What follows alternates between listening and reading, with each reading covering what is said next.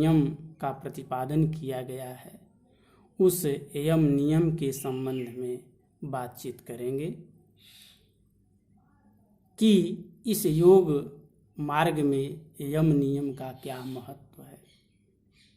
समाधि सिद्धि के लिए इस यम नियम का क्या महत्व है, इस पर हम विचार करेंगे।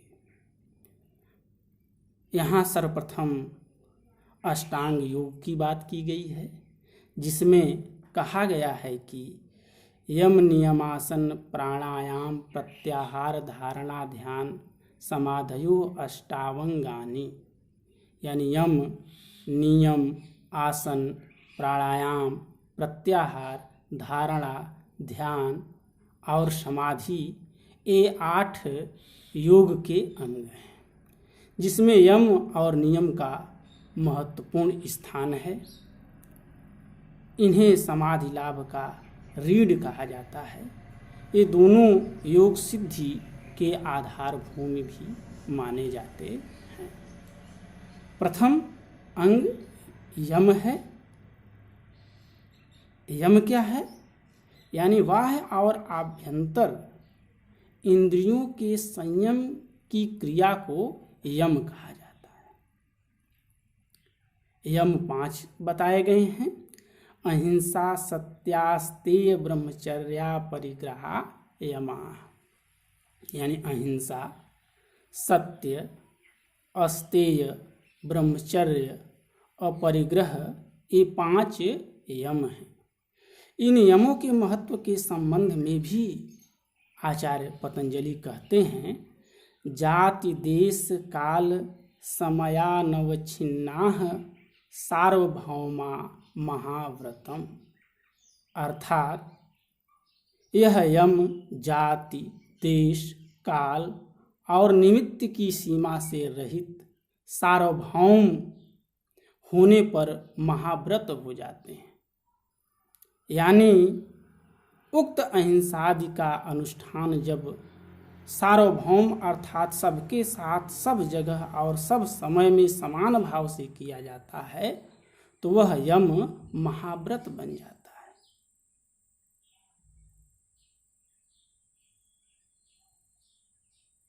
यमों में सर्वप्रथम अहिंसा का स्थान है, यानी मन वाणी शरीर इंद्रिय इत्यादि के द्वारा प्राणी मात्र के प्रति कष्ट न पहुंचाना, दुख न देना अहिंसा है। अहिंसा के विषय में अहिंसा का क्या फल है, क्या लाभ है, उस संबंध में आचार्य पतंजलि कहते हैं, अहिंसा प्रतिष्ठायाम तत्सन्निधौ वैर त्यागः। अहिंसा की दृढ़ स्थिति हो जाने पर उस योगी के निकट सब प्राणी वैर भाव का परित्याग कर देते हैं। जंगल में तपस्वियों के द्वारा जो हिंसक पशु हैं, जीव जंतु हैं, उनके प्रति ऋषियों के प्रति वैर भाव उनका समाप्त हो जाता है। वे प्रेम करते हैं, उनके सानिध्य में विचरण करते हैं। तो यह अहिंसा का ही प्रभाव होता है। दूसरा यम सत्य है। तो मन इंद्रिय के अनुभव के अनुसार भाव प्रकट करना, बोलना, यह सत्य कहलाता है। सत्य के संबंध में लिखते हैं कि इसका क्या लाभ है सत्य के पालन से। तो सत्य प्रतिष्ठायाम क्रिया फलाश्रयत्वम, सत्य की दृढ़ स्थिति हो जाने पर योगी में क्रिया फल के आश्रय का भाव आ जाता है। यानी योगी जो कह देता है वह सिद्ध हो जाता है। आशीर्वाद वरदान शाप जो इसी के रूप में आते हैं। तीसरे नंबर पर अस्तेय आता है। सब प्रकार के चोरी से दूर रहना अस्तेय कहलाता है। अस्तेय प्रतिष्ठायाम सर्वरत्नोपस्थानम, यानी अस्तेय चोरी के अभाव की दृढ़ स्थिति हो जाने पर उस योगी के समक्ष सब प्रकार के रत्न उपस्थित हो जाती हैं, सारी संपत्तियां, सारी समृद्धियां उपस्थित हो जाती हैं। ब्रह्मचर्य मन, वाणी, इंद्रिय इत्यादि सबको संयमित रखना ब्रह्मचर्य है। ब्रह्मचर्य पालन से क्या लाभ है, तो इस संबंध में सूत्रकार लिखते हैं, ब्रह्मचर्य प्रतिष्ठायाम वीर्य लाभ। ब्रह्मचर्य की दृढ़ स्थिति हो जाने पर सामर्थ्य, बल का लाभ होता है। उस योगी के मन, इंद्रिय और शरीर में अपूर्व शक्ति का प्रादुर्भाव हो जाता है। और अंतिम यम है अपरिग्रह। आवश्यकता अनुसार सामग्री का संचय करना अपरिग्रह कहलाता है। अपरिग्रह स्थैर्य जन्म कथांता संबोध, यानी अपरिग्रह की स्थिति हो जाने पर पूर्व जन्म के विषय में भली भांति ज्ञान हो जाता है। मनुष्य योगी पूर्व जन्मों में किन किन शरीरों को धारण किया हुआ था, इसका उसे ज्ञान हो जाता है, जिससे उसे इस संसार के नश्वरता का भी बोध होता है।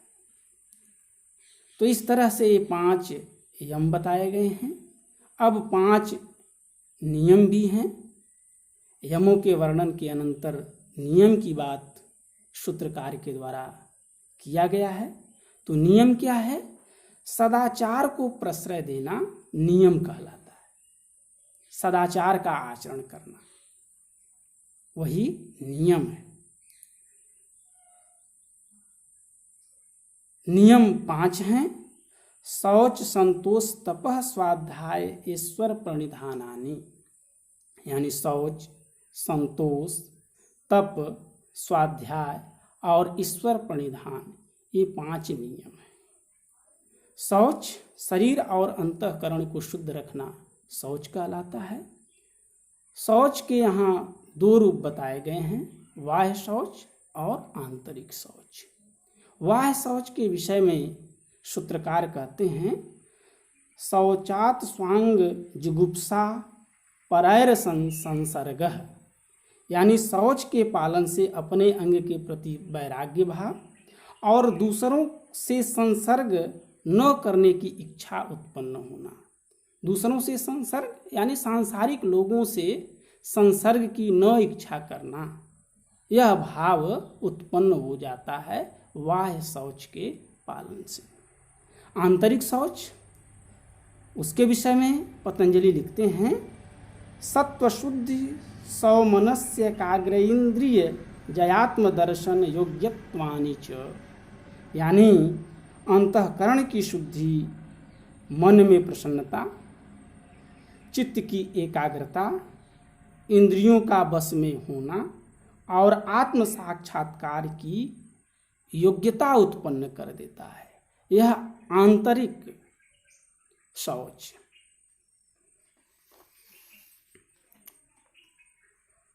संतोष, दूसरा नियम है संतोष। उचित माध्यम से जो प्राप्त हो जाए उसी से संतुष्ट रहना संतोष कहलाता है। इस संतोष का क्या लाभ है? इस संबंध में सूत्रकार लिखते हैं, संतोषादानुत्तम सुख लाभ, यानी संतोष से अनुत्तम सुख, यानी जिससे बढ़कर कोई सुख होता ही नहीं है, वह सुख प्राप्त होता है। तप, व्रत, उपासना इत्यादि को तप कहा जाता है। कार्य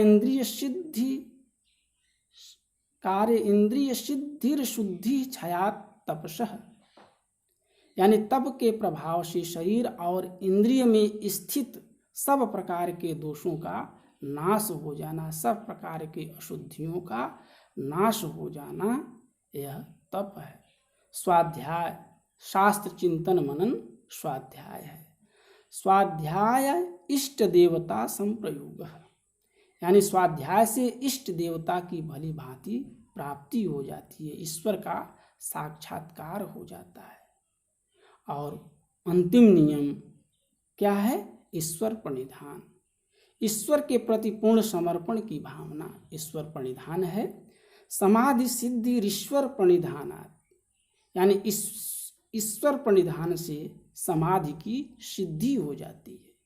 ये 5 यम और 5 नियम हैं। इनका योगी के द्वारा पालन किया जाता है, जिससे समाधि सिद्धि होती है। इसी परिप्रेक्ष्य में अष्टांग योग के रूप में यम नियम का वर्णन किया गया है। धन्यवाद।